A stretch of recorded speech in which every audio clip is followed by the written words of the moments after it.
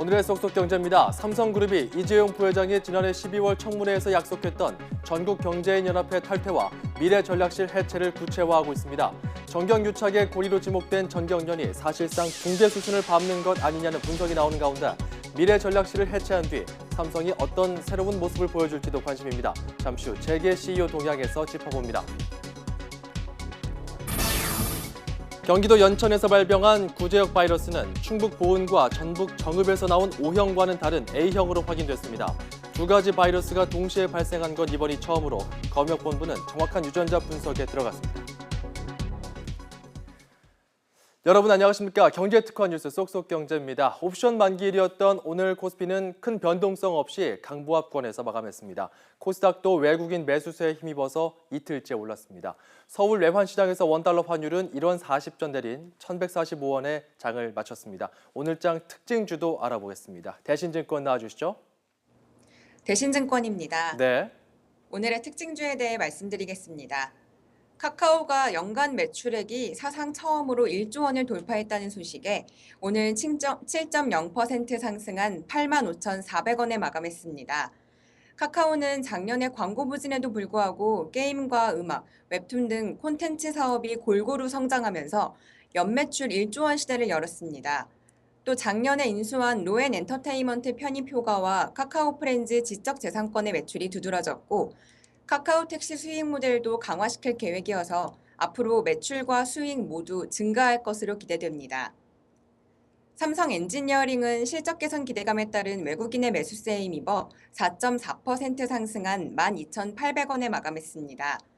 삼성 엔지니어링은 신규 수주 잔고 증가로 인해 실적 개선에 대한 기대감이 고조되고 있습니다. 이에 외국인이 3일 연속 순매수하면서 앞으로 주가 상승에 대한 기대감이 커지고 있습니다.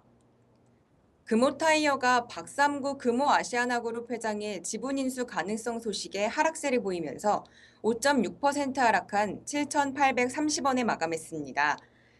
금호타이어는 매각 관련 절차가 진행 중인데요. 이에 대해 우선 협상 대상자로 선정된 중국 업체가 1조 원대의 인수 가격을 써낸 것으로 알려졌습니다. 여기에 우선 매수 청구권을 가진 박삼구 회장이 금호타이어 인수를 위해 1조 원 이상의 자금을 마련했다는 소식이 주가에는 부정적으로 작용한 것으로 보여집니다. 지금까지 대신증권 리서치센터에서 오늘의 특징주에 대해 말씀드렸습니다.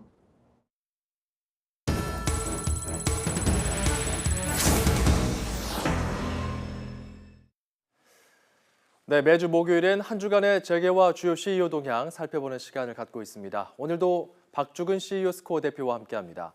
자, 이번 주에 재계 이슈, 단연 삼성그룹의 전경련 탈퇴 선언일 텐데요. 지난 6일 삼성전자가 공식 탈퇴원을 제출하면서 전경련이 사실상 붕괴 수순에 접어든 게 아니냐 이런 관측이 제기되고 있어요. 네, 그렇습니다. 회원사들은 정경유착의 창구로 지목된 전경련 회의 참석 자체의 부담을 느끼는 것 같습니다. 4대 그룹 가운데 LG는 이미 지난해 12월 전경련에 탈퇴하겠다고 공식 통보한 바 있습니다. SK도 최태원 회장이 지난해 국회 청문회에서 탈퇴 의사를 밝힌 이후 회부 납부를 하지 않는 등 사실상 전경련 활동을 접었습니다.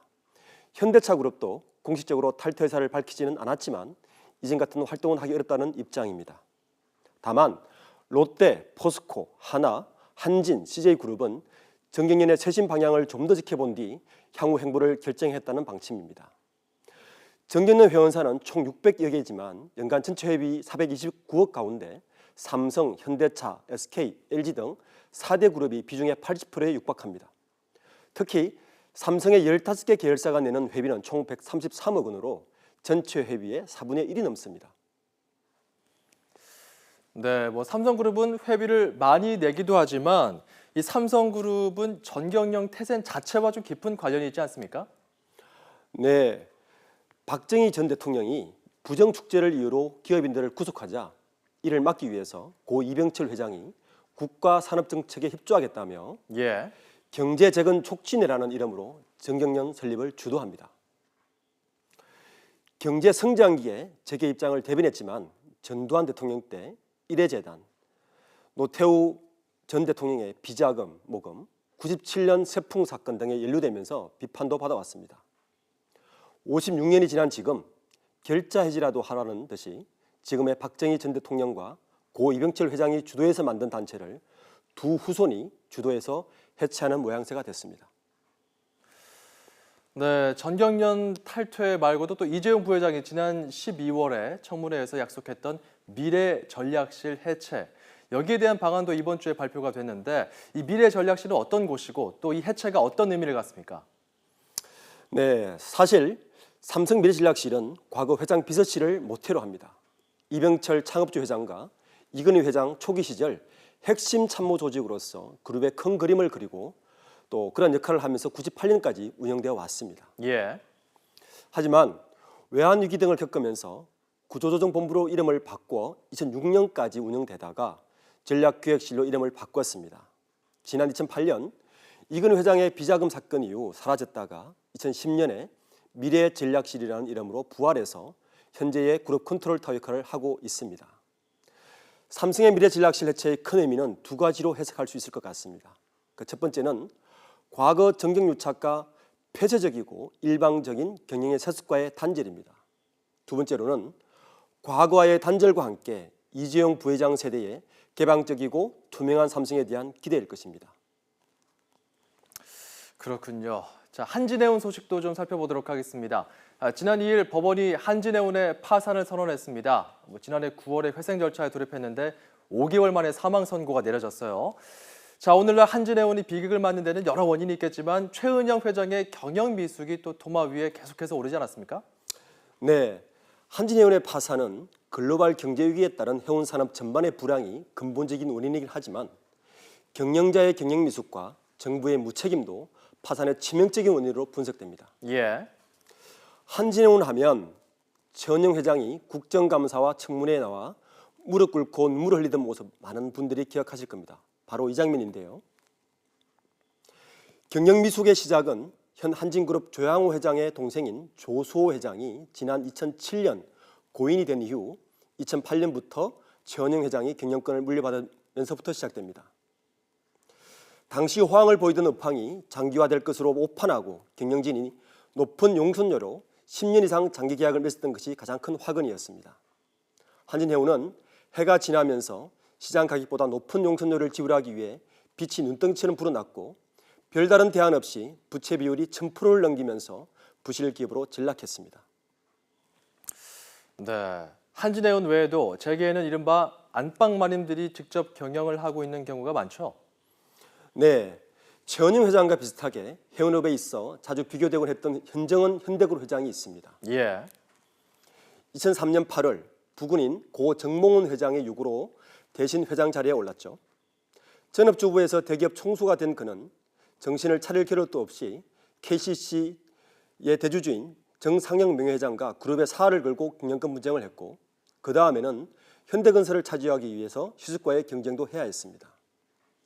2006년 현대엘리베이터 우호 지분을 확보하면서 분쟁은 일단락됐고 현 회장의 내공도 그만큼 쌓였는데요.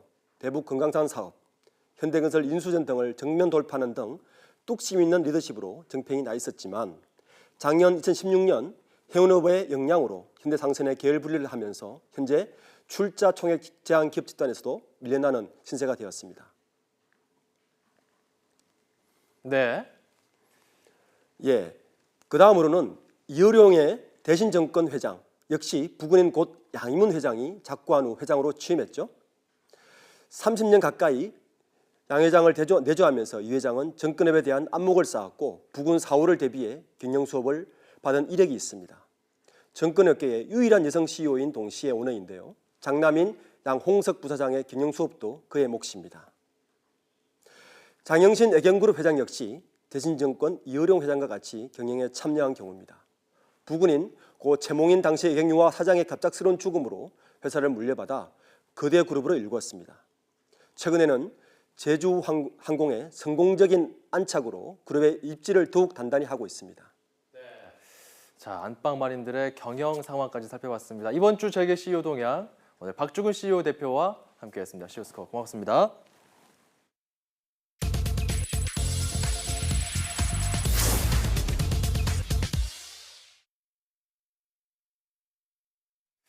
네, 이번에 구제역이 발생한 지역들은 각각 100에서 200km 멀리 떨어져 있는 만큼 바이러스가 이미 전국에 퍼졌을 가능성도 있습니다. 더 걱정이 되는 것은 각 농장에서 발생한 바이러스의 종류가 각각 다르다는 것입니다. 앞서 구제역이 발생한 충북 보은과 전북 정읍에서는 O형 바이러스가 검출이 됐습니다. 그런데 경기도 연천 젖소 농장에서는 이와 다른 A형 구제역 바이러스에 감염된 것으로 확인이 됐습니다. 이렇게 두 가지 구제역 바이러스가 동시에 발생한 것은 이번이 처음입니다. 자, O형과 A형을 동시에 예방하는 백신이 있지만 효과가 확인되지 않은 상태여서 연천 지역을 제외하고는 접종을 보류했습니다. 또 오늘 오전에는 충북 보은 구제역 최초 발생 농가로부터 1.3km 떨어진 한우 농장에서 추가 의심 신고가 접수돼 간이 검사를 한 결과 양성 반응이 나왔습니다. 방역당국은 구제역 추가 확산을 막기 위해서 전국 가축시장을 일시 폐쇄하고 살아있는 소, 돼지 이동을 금지했습니다. 자, 인조 속눈썹을 붙일 때 쓰는 접착제에서 충혈이나 통증을 유발할 수 있는 유해 물질이 검출됐습니다. 기준치보다 최대 2,000배가 넘습니다. 보도에 신윤정 기자입니다. 이곳은 YTN 사옥의 분장실입니다. 앵커나 기자, 전문가 등 여성 출연자들은 눈매를 또렷하게 보이기 위해 인조 속눈썹을 붙이는 경우가 많습니다.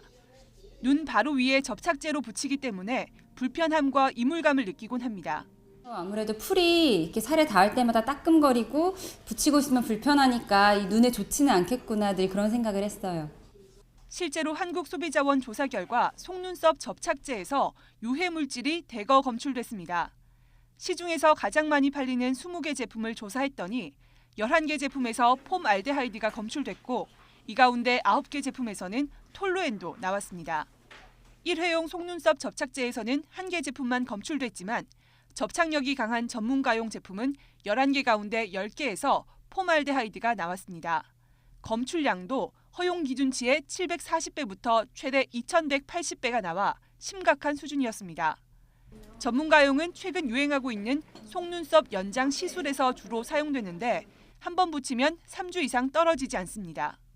당일부터 눈 통증이 있어가지고 밤새 계속 잠도 못 자고 그랬었거든요. 속눈썹을 너무 점막 안쪽으로 붙여가지고 글루가 눈 쪽으로 들어가서 결막염이 걸릴 가능성이 있다라고 하시더라고요. 폼알데하이드와 톨루엔이 안구나 피부에 닿으면 충혈과 따가움, 화상 등을 유발할 수 있습니다. 유해 물질의 기준을 초과한 제품들에는 그 해당사에 제품의 시정 권고를 요청을 해서 해당사에서는 그 제품들을 리콜 조치 중에 있고요. 소비자원은 또 이번에 조사한 속눈썹 접착제 절반에서 가려움과 홍반 등을 유발할 수 있는 메틸메타크릴레이트도 검출됐는데 관련 기준조차 없는 실정이라고 지적했습니다. YTN 신윤정입니다.